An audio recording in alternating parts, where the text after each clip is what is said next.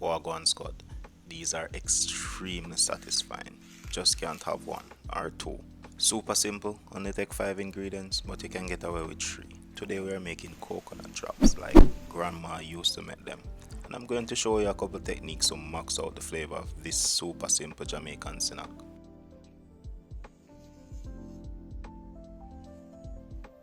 Alright, so the main ingredient is coconut. So we are going to start with that first. This one is really mature, but personally I prefer coconut that's not this dry or hard. Softer coconuts don't have to be cooked as long. Anyone who knows coconut drops know how horrible it is for your jaw when it's too tough. This coconut is bone dry, so it's already separating from the shell. I always use a spoon to remove the coconut from the shell. This is one of the safest ways. I just looked at all the videos I did already and about 45% of them use coconut or coconut milk. Damn, Jamaicans use a lot of coconut. This is probably the 3rd time I made coconut drops. The 2nd time was last night when I tested this recipe. Coconut drops is pretty popular, but most of the times you just buy them from a nutsy. Everyone in Jamaica know a nutsy. I know a couple nutsies.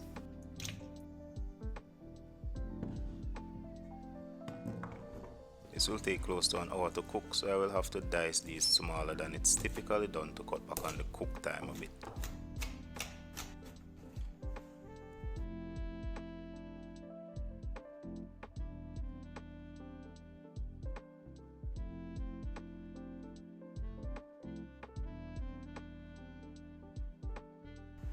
I have an aluminum duchy for this. This is what grandma used to use, keeping it traditional.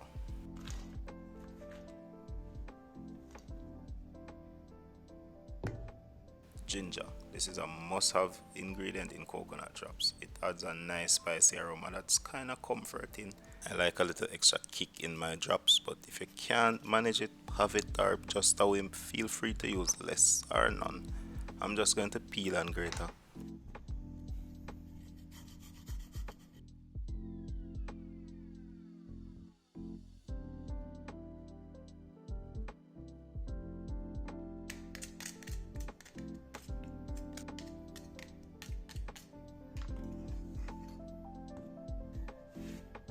Fresh cinnamon leaves. This is what's going to give our drops that authentic nostalgic flavor. It's really flavorful but not overpowering. Skip or sub out with cinnamon sticks if you can't get this. Vanilla extract. It adds a nice fragrance to the drops, but I don't typically use it. Nutmeg. Don't break it like this. That's potentially dangerous. But I have a high risk tolerance. About half a teaspoon grated nutmeg is good. Salt. A bit of salt in anything sweet makes the world of difference. Half a teaspoon usually is good for this amount. Next, just simply place everything in the pot. This is pretty simple as far as the process goes. Next, add 3 cups of water. Less if you are using softer coconut because it will cook quick. And about 2.5 cups of sugar. Brown sugar is cool too.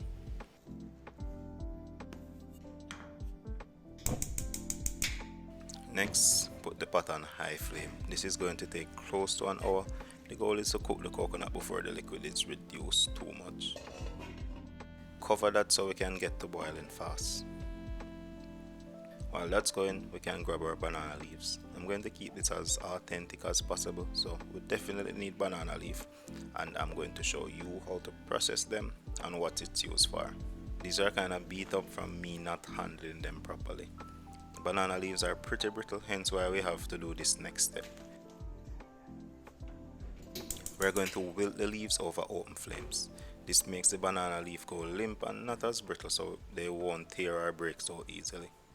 This is how grandma used to do it, but if you can't afford banana leaf, you can use parchment paper instead, or just a baking tray with a thin layer of coconut oil or even water.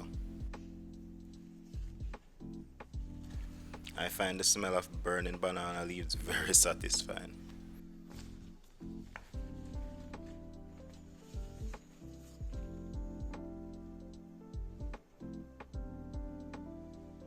The fragrance from the cinnamon is really filling up the kitchen. You are missing out if you have never used fresh cinnamon leaves.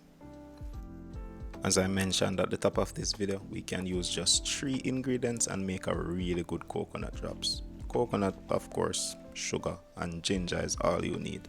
The drops I am making now can be considered extra. This same recipe and technique can be used to make other drops such as peanut or almond. Most nuts make really good drops though, but I have a soft spot for peanut drops.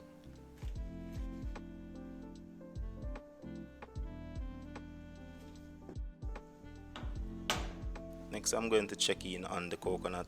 This is about 20 minutes in. Can't get over how good this smells.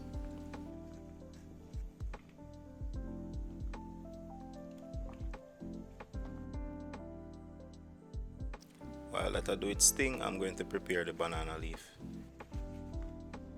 Usually I would have used just one whole banana leaf, but these were kind of beat up beforehand, so cutting them up works because they won't tear as easily.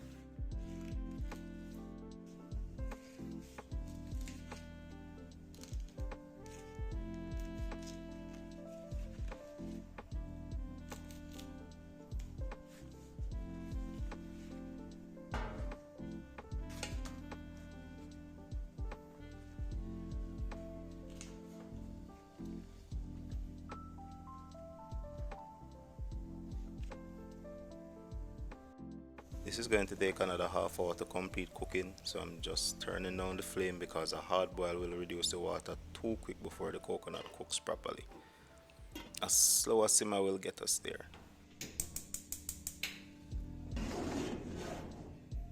I'm also changing the burner because this one only gets so low. The cinnamon has done its job, so I'm removing it before the liquid starts to thicken. This is coming together nicely. When it's at this stage, reduction happens really quick, so you want to stir constantly so it doesn't burn.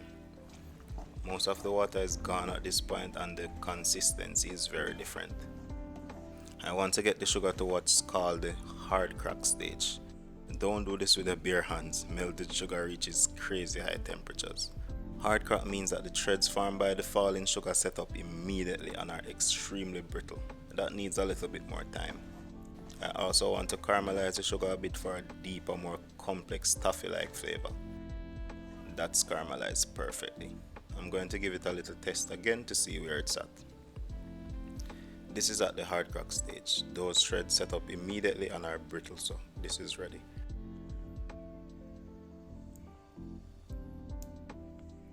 You have to work quickly because this will be setting as soon as I remove it from the heat.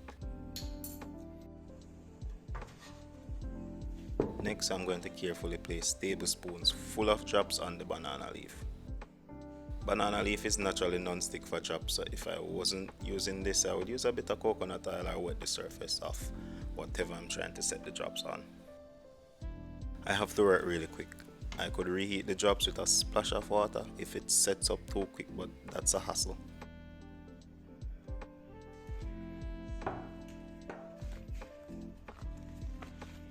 You can see the drops trying to set with each new one I drop. If your drops are not trying to set this quick, they probably need some more time.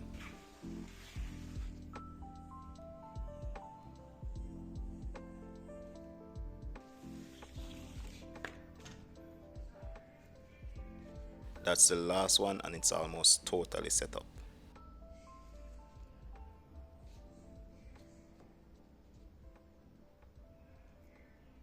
The pot is still really hot, but this is already totally set. That tastes really good. The cinnamon and ginger give this a warm, comforting taste. This is bomb.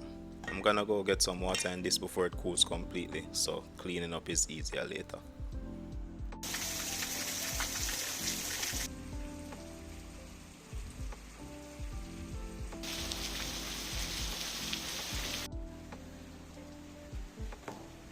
These are already set even though they are still pretty hot. You want to let them cool completely, which might take about 10 to 15 minutes. These are some solid drops. I love the caramelized taste, the ginger and the cinnamon shine. These are really good now, but will get much better after a day or two. They will also be easier on your jaws because the coconut will tenderize a bit. It's feed and teeth, so we have to do a plating. Something like this is perfect for family or friends when they come over. That's beautiful. Shout out to the food boss, and if you want to try another classic Jamaican coconut dessert, check out this video on Gizzard next.